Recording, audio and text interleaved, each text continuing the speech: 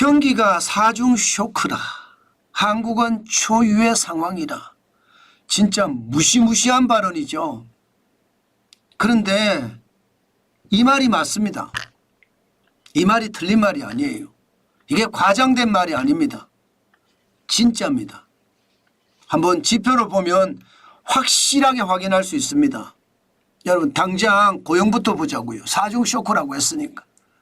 10월에 취업자는요. 신규 취업자가 10만 명 아래로 떨어졌습니다. 8만 3천 명. 가히 고용 쇼크라고 이야기할 수 있죠. 여기에 말입니다. 60세 이상 쉽게 말하면 노인 알바라고 이야기하는 거 있잖아요. 일주일에 한두 시간 일하고 한 달에 20만 원 30만 원 받는 거 말입니다. 이거 빼면요. 사실상 여러분 취업자가 마이너스예요. 신규 취업자가 마이너스가 된다니까요. 그걸 빼면은 17만 4천 명이 줄은 거예요. 자, 17만 4천 명. 2020년 코로나 팬데믹 때 21만 8천 명이 줄었죠. 이 정도면 가히 고용 참사, 일자리 참사, 고용 쇼크, 일자리 쇼크라고 이야기할 만하죠. 지난 6월에 9만 6천이 떨어졌을 때도 그렇게 놀랐습니다. 그런데 10월에 8만 3천 떨어지는 거 당연하지 않을까요? 왜 제가 당연이라는 말을 붙였는지 아세요? 여러분에게 이미 여러 번에 걸쳐서 말씀을 드렸습니다. 노인 알바 100만 명이 넘는데 103만 명이잖아요. 이게 선거 이전으로 다 모른 거예요. 상반기에 전부 다 집행을 한 거예요. 상반기에 일자리를 집중적으로 집행을 했으니까 하반기는 어떻게 되겠습니까? 일자리가 당연히 모자라죠. 노인 알바도 그만큼 줄어드니까. 게다가 경기까지 무너지니까 일자리가 쇼크다. 예, 고용이 참사다. 이런 얘기가 나오는 거죠. 실제로 일자리만 놓고 보면요. 고용 참사 심각하다고 이렇게 느끼고요. 저성장 늪에 빠졌다 이렇게 얘기 틀리지 않습니다. 제가 2022년 3분기부터 저성장의 늪에 빠졌다고 말씀을 드렸는데 그게 현실이 돼 간다는 이야기입니다. 현실이 아니라 더 길어진다는 이야기예요. 실제로 연령별 취업자를 보면 60세 이상이 25만 7천 명이에요. 청년 취업자는 18만 2천 명이 줄고요. 심각하죠. 우리 경제가 나쁘다고 딱 간단하게 우리가 진단할 수 있는 게 경제 허리라고 하는 40대에서 49세 40대가 7만 2천 명이 줄었다는 사실이 우리 경제가 나쁘다는 뜻입니다. 굉장히 나쁘다는 뜻이에요. 50에서 59세 50대도 1만 2천 명이 늘었는데 여기도 말입니다. 노인 알바가 들어가 있거든요. 그렇게 생각을 하면 고용 쇼크, 고용 참사가 경기 침체 쇼크 첫 번째라는 뜻인가요? 그 정도로 나쁘다는 뜻이죠. 고용이 나쁘면 여러분 기본적으로 돈 안 씁니다. 여러분들 지갑에 돈 많습니까? 제 지갑에도 돈이 그렇게 많지는 않거든요. 돈을 못 써요. 겁나서. 그러니까 겁나서 돈을 안 쓰게 되면 소매 판매가 어떻게 될까요? 꼬꾸라집니다.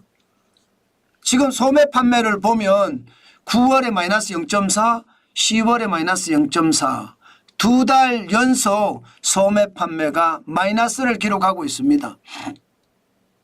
사실 이런 경우가 잘 없거든요. 그만큼 말입니다. 심각하다고 이야기하고 있습니다. 소매 판매를 전월 대비해서 보니까 두 달 연속 마이너스죠. 이것을 전년 대비해서 보면 진짜 초유의 상황입니다. 어느 정도냐? 여러분 이거 한번 보세요. 전년 대비하면 지금까지 2022년 2분기부터 전년 대비 마이너스 10분기 연속 기록을 했거든요. 2022년 2분기에 마이너스 0.2% 기록하고요. 2024년 3분기에 마이너스 1.9% 기록했는데 10월에도 전분기 대비해서 마이너스 0.8%를 기록을 했습니다. 이 정도면 여러분 소매 판매가 안 된다는 거, 고용이 줄어드니까 수익은 당연히 줄어들 거고 수익이 줄어드니까 소매 판매가 그만큼 줄어드는 것 이게 경기 침체 두 번째 쇼크입니다. 그 정도로 심각해졌다는 뜻이에요. 여러분 소매 판매가 안 돼요. 그러면 기업이 이윤이 어떻게 될까요? 뚝뚝 떨어지겠죠. 매출도 떨어지고 이윤도 떨어지고 투자할 수 있을까요? 투자 못합니다. 그러니까 설비 투자가 마이너스 5.8%까지 폭망했습니다. 폭망이라는 게 폭삭 망했다는 뜻인데 진짜로 많이 떨어진 거예요. 5.8%면. 물론 뭐 설비 투자가 경제에 있어서 차지하는 비중은 좀 적기는 해요. 그렇지만 이게 소매 판매가 마이너스를 10분기 연속 기록하고 있는데다가 설비 투자마저도 마이너스가 되니까 이게 이제 삼중 쇼크가 되는 겁니다. 투자까지 안 하니까. 소비 아니니까 투자 안 해요. 고용 없으니까 소비 안 하고. 최악의 상태로 지금 몰려가는 거죠. 제가 오죽했으면 초유의 상황이라는 제목을 달았겠습니까? 자, 설비 투자가 또 이렇게 되면 이제 생산도 그만큼 줄 수밖에 없습니다. 아니 소비가 되고 그래야지 기업이 생산을 하거든요. 투자도 하고 투자도 안 하고 그럼 생산도 줄입니다. 그러니 전산업 생산지수가 9월에 마이너스 0.3 10월에도 마이너스 0.3이에요. 이게 네 번째 쇼크입니다. 결국은 말입니다. 고용으로 시작된 경제의 쇼크가 소비가 나빠지고 투자가 나빠지고 결국 생산까지 나빠져서 경제 전체가 쪼그라드는 그런 사태가 벌어진다는 이야기잖아요. 진짜 심각하죠. 예. 어느 누가 보더라도 지금 대한민국의 상황이 최악의 상황, 초유의 상황이 아니라고 말할 수가 없을 겁니다. 그 정도로 상황이 진짜로 열악하다는 뜻이에요. 예, 지금 이대로면요 성장률도 올해 성장률이 한국은행이 2.2% 잡았습니다. 정부는 2.6% 아직도 수정 안 하고 있어요. 제가 봐서는 2.2% 달성하기도 쉽지 않습니다. 아마 지금 현장에서 장사하시는 분들은 다 느끼실 거예요. 11월에 장사 안 되잖아요. 11월에 전년 대비 매출을 비교해 보면 당연히 떨어지고요. 전월 대비하면 뭐 30% 50% 폭락한 사람들 수두룩 할 겁니다.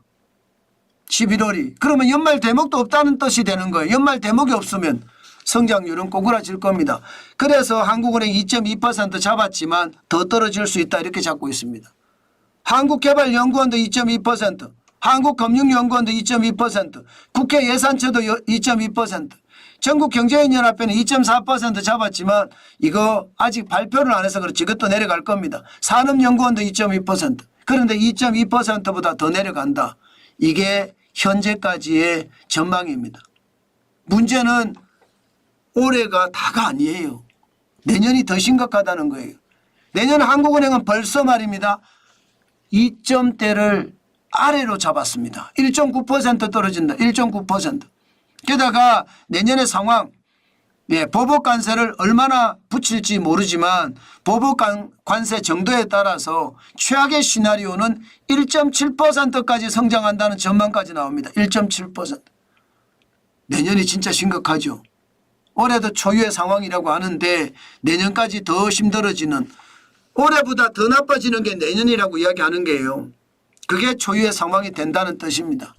그만큼 심각하다는 뜻이에요. 정부는 2.2% 잡고 있지만 지금 이것도 쉽지 않아요. 투자은행들이 대부분 말입니다. 대한민국의 성장률 전망을 1.8%대로 낮췄거든요. 2% 다 깼습니다. 메릴린치 하고요. 뱅크 오브 아메리카가 2.2% 보고 있고요. UBS는 2.1%. HSBC하고 노무라는 1.9%고요. CT, 골드만삭스, JP모건, 바클레이즈 전부 다 1.8%예요. 그러니까 올해보다 내년이 더 초유의 상황이 될 수도 있다는 뜻인가요? 저는 그만큼 심각해지고 있다는 뜻입니다. 여러분, 현재 대한민국을 두고 초유의 상황이라고 이야기하는 것, 그것은요 그만큼 대한민국 경제가 어렵다는 뜻입니다. 고용이 무너지니까 소득이 줄어들어요. 그러면 소비를 안 하거든요. 그래서 소매 판매 지수가 10분기 연속 전년 대비 마이너스를 기록을 하고 있고요. 소매 판매가 제대로 안 되니까 기업이 투자를 안 해요. 매출이 줄고 영업이익이 줄으니까 돈이 없어서 투자를 안 합니다. 투자를 안 하니까 그만큼 생산이 줄 수밖에 없어요. 소비가 많으면 공급이 늘어나서 투자도 하고 생산도 늘리지만 그렇지 못하다는 거예요. 그렇게 고용, 소비, 투자, 생산까지 줄줄이 쇼크를 맞고 있다는 것. 이것이 대한민국 초유의 상황이다. 제가 그렇게 말씀드리고 있는 겁니다. 그만큼 대한민국의 상황 진짜 심각하다. 정부가 사태의 심각성을 제대로 감지하지 못하고 있는 듯 하거든요. 이거 더 큰 위기를 자초할 수도 있습니다.